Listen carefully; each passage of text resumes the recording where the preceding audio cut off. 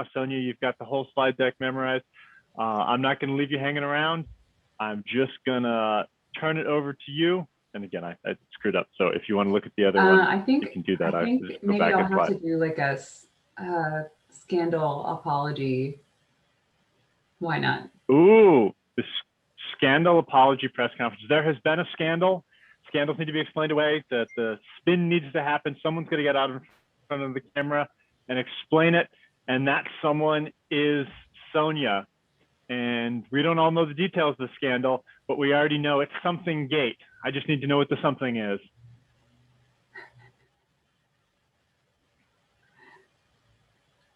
Shout them out. Yeah, this is like Celebrity Jeopardy. Just say a noun or a verb. Really, any part of speech. We'll go any part of speech is fine. Oh, not that topical. Moving on. We got Furbies. We got Zoom. We got fingernail. What's the nails? Paraphilias. Tamagotchi Gate. Oh, we're centralizing around Furby Gate. And then there's Gate, as if it didn't, incept enough. Tamagotchi. Oh my God, you thought Tamagotchis were gone. Yeah, Furby Gate. I see where this is going. Oh God, Furby Gate. Golden Gate. You know what? I think Furby Gate. I think there's been a terrible scandal involving Furbies, and we didn't know all the details. But here to set us straight is Sonia, and she's gonna. So everyone, come to order, and Sonia's gonna tell us about Furby Gate. Take it away, Sonia. Wait, no, before you go, you gotta get the 5-word demo or a 5-word intro. She is biology and people-loving communicator. Let's see how much she loves people after she's been asked to talk about Furby Gate. So give her a big round of applause.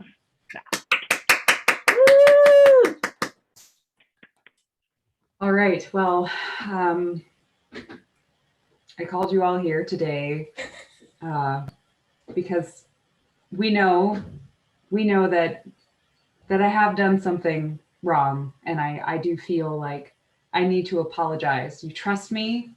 You've put your fate in my hands, and I very much appreciate that trust, and I want to make it up to you and tell you how sorry I am for what transpired. Furby Gate, as we now call it. Well, just to explain how this came to be, how Furby Gate happened. Next slide. You have to understand this very important point. When I was approached with the idea that our population might be safer, let's say, with having some sort of protection for our ears, protection for the nakedness of our ears. There were a lot of interesting complaints. I was getting calls from religious leaders who were extremely nervous about things going on, a lot more youth being involved in ear-related difficulties. And so they came and they asked me to find a responsible option, an option that would help us all. We went through many different prototypes, one of them being the hammerhead snark. You put it over your head, it makes you feel a little bit better, a little more snarky though, so that didn't really work out. But that was kind of the beginning of all this. It all started really innocently. Next slide. But then things started going out of control. That's right. The work that we were doing to try to control the ears, we found that if the ears were a little too well covered, it actually led to leakage in other parts of the body. Soggy bottom was something that was going to happen if you had your ears so well covered. And we did the research. I knew about this. It was going to be irresponsible of me to move forward with people getting soggy bottoms. So of course I had no choice but to try something else. Next slide. And this is where the AI came in. So we were trying to figure out how do we make sure that we address these ear issues while also making sure that we are controlling for other factors like soggy bottoms. And so many different ideas were thrown around. One of them being that maybe using artificial intelligence was actually a way for us to not only figure out what was going on in people's minds as their ears were covered, that were connecting to their soggy bottoms, but also could optimize an experience for them that would make them less naked in the ears, a lot drier in the bottom.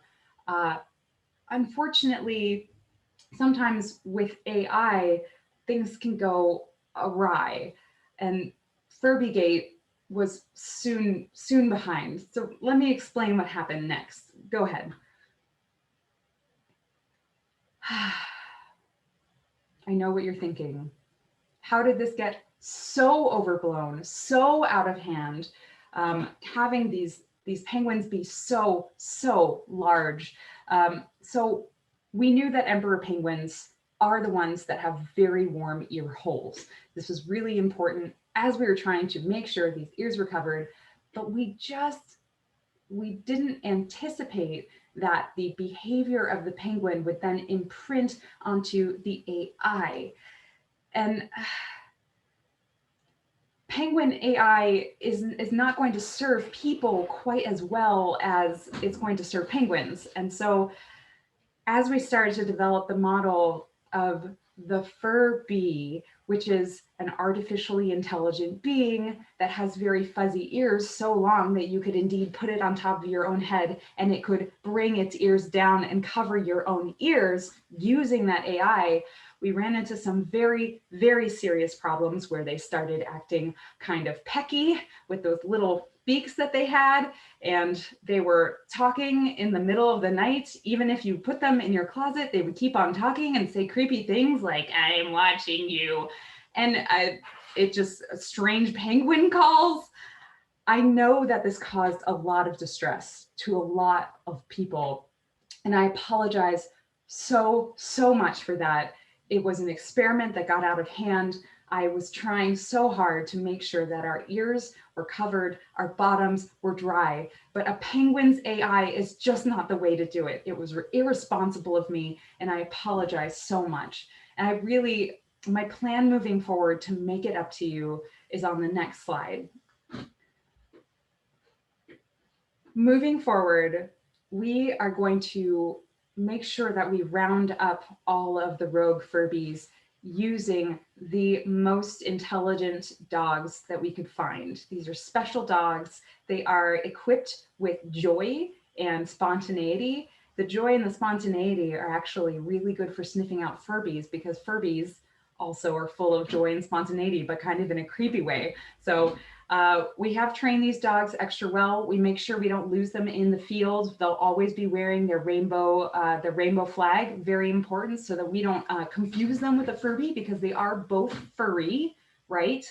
We just got to make sure that these dogs are out there, they're getting into people's closets, they're finding where the Furbies got out. And don't you worry, we will get every last Furby and you will all be safe. We'll find out another way to cover our ears. But I promise you, this will never happen again. And I'm going to leave penguins out of it next time. Thank you.